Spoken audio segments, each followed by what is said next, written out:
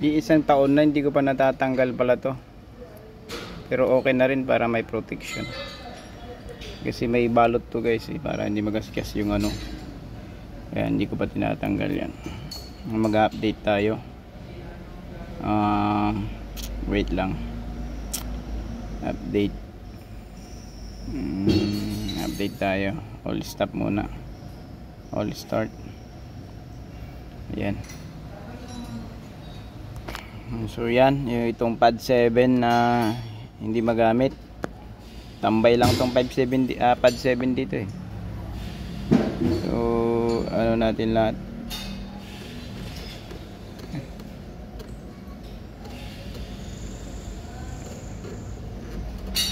Select natin lahat yan. Refresh muna. And select all. Ayan, select all. Naka-select all na yan. Then update. Pad 7 na walang trabaho. Yan, nagpo-program tayo ng ano, LC200 kasi nabaha ito. Ultimo wala siyang ano, totally wala talagang open yung dashboard. Ngayon nilagay natin yung bagong mga ECU dyan. Actually ito yung mga luma nyan, no? Sabi nung pinagpa-repairang namin dito, hindi na kaya i-repair. Ayan. So nagpalit na ako. Doon yung ano sa ilalim doon, yung immobilizer.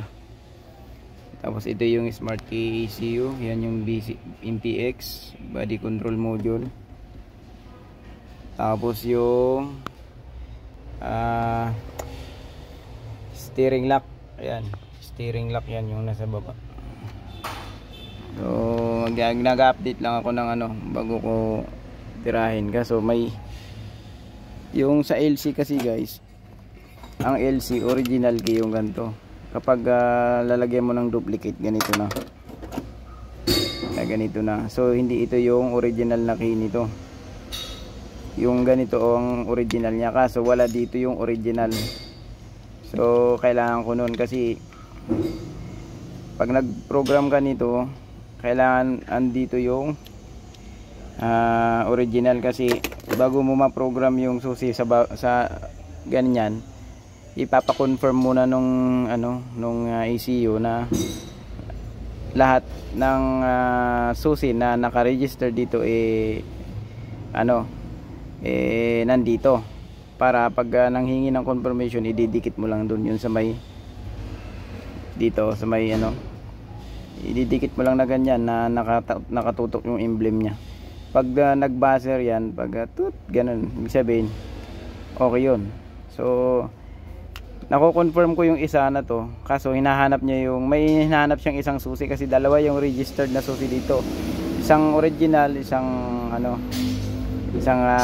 duplicate. So yun ang ano, kaya hindi natin ma-register ngayon kasi ganun ang ano nangyayari. Ayan, pwede kung pag nawala yung susi, paano kung nawala yung susi? Sasabihin paano i-register diyan? Hindi na ma-register. Meron yan paraan. May paraan dyan, kaso hindi ko muna gagawin yun. Hindi naman nawala yung susi bakit ko gagawa ng paraan? So yung paraan na yun, i-set aside lang muna. Pag nadala na yung susing original, yun ang gagawin natin. Yun lang naman ang iniintay ko dito, yung original na susi. Duplicate kasi itong hawak ko. Nakita nyo naman yung original, yung puti. Ayan, yan lang. Pero pag pinalitan mo kasi ng smart key, tapos immobilizer, mag-o-open na yan. Pag binalik ko yung luma, hindi nag-o-open yan. So pati ito nagpalit tayo, kasi ito yung anong tawag, supercharge, yung GND. Ito yung antenna coil. Kapag sira ito, hindi ka rin makapag-register kasi hindi niya ma-detect yung susi. Magbabasher kasi yun, o kaya yung tuton magbibip beep, parang ganun yung ano niya, ganun yung ba. Tapos yun, Didetect niya, magko-confirm yun dun sa beep once. So pag sira ito, kaya nanghiram lang ako nito.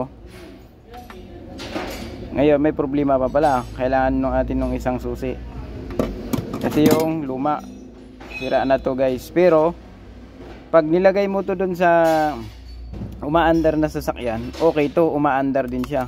Pero pag nagpo-program ka kasi, hindi siya pwede. Tsaka may code din siya. Minsan hindi rin i-start yan. Pero nasubukan ko kasi ito isa nag-start. So akala ko okay, good.